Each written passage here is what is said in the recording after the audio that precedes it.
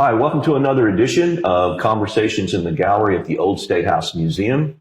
My name is Scott Moye, a tour guide here. I'm Amanda Colclasure. I'm the Youth Education Coordinator here at the Old State House Museum. And today we're going to be talking about old-time Arkansas superstition and folklore. And we're going to be going through some items here that we have on the table that were brought into Arkansas in the early years of our history.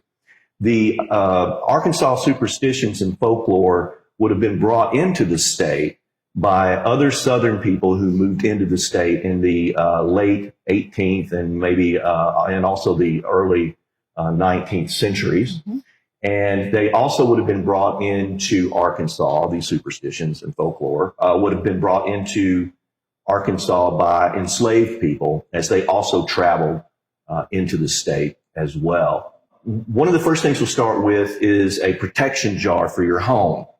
The protection jar just requires any old jar that you've got at the house, and you're going to be putting in sharp objects, pieces of glass. I don't know if you can see these very well or not, but these are sharp. Hopefully I'm not going to cut myself here.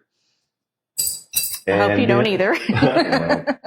Would kind of look like that Saturday Night Live skit with the cook. Anyway, and then you're going to put in some screws, old nails, that sort of thing. And you're also going to put in an old knife, if you can get that in there. And then you'll put on the lid.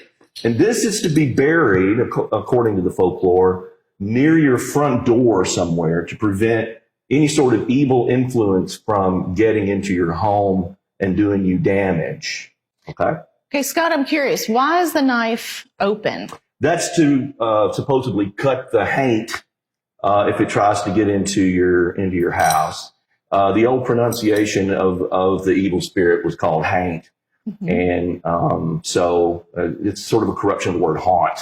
But anyway, that's to help keep the haint out. It'll cut it or whatever as it tries to get in the front door. Is there any significance to the screws and the nails? Same thing. The nails are supposed to stab it or whatever. Mm-hmm. The broken glass, again, is supposed to cut the haint to keep it from coming into the house. All right. Well, I keep looking at this pretty blue bottle. Tell us about that. Okay. The pretty blue bottle is kind of comes from an African, doesn't kind of. It has been documented to come from Africa.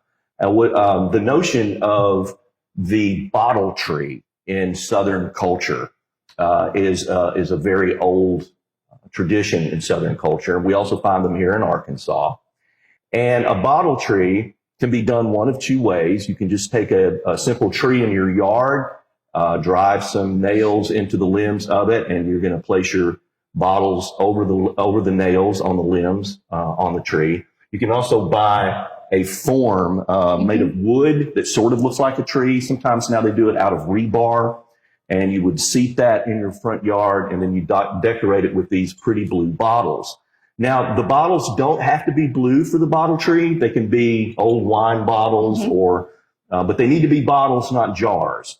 And the reason the color blue is so popular is, according to the tradition, the haint, if you will, is attracted to this color blue, goes into the bottle and is trapped, and therefore can't get into your house to do you any sort of evil damage. Okay. The color blue, again, is going to be traced back to that traditional African folklore that came over with enslaved people. And we also see sort of a continuation of this. I don't think I brought this up to you, with the color of haint blue on the front porch. Have you? Okay. I'm not familiar with that. Yeah. In the 19th century, they painted the tops of their homes in the South. Not the tops, but the top of the door porch. Frame? No, actually just the porch, a light blue. And that light blue was often called haint blue. And it was to keep the haints out of the house as well. Now, back to the bottle. I've also read where when the evil spirits get trapped inside the bottle at night, that during the sunlight is supposed to burn them up and they're gone. I've heard that. And I've also heard that as well. So when the sun comes up the next morning, and then sun, of course, being in the east, that's supposed to be the best way there. All right. Well, what about the three nails you have here on the table? All right. We have three nails. These are kind of the old-fashioned square type nails. And what you do with these to help protect your home from evil influence is you're going to hammer these outside of your front door on the top area where you can, I forget what they like the threshold. Yeah, the threshold. Mm-hmm. Thank you for that.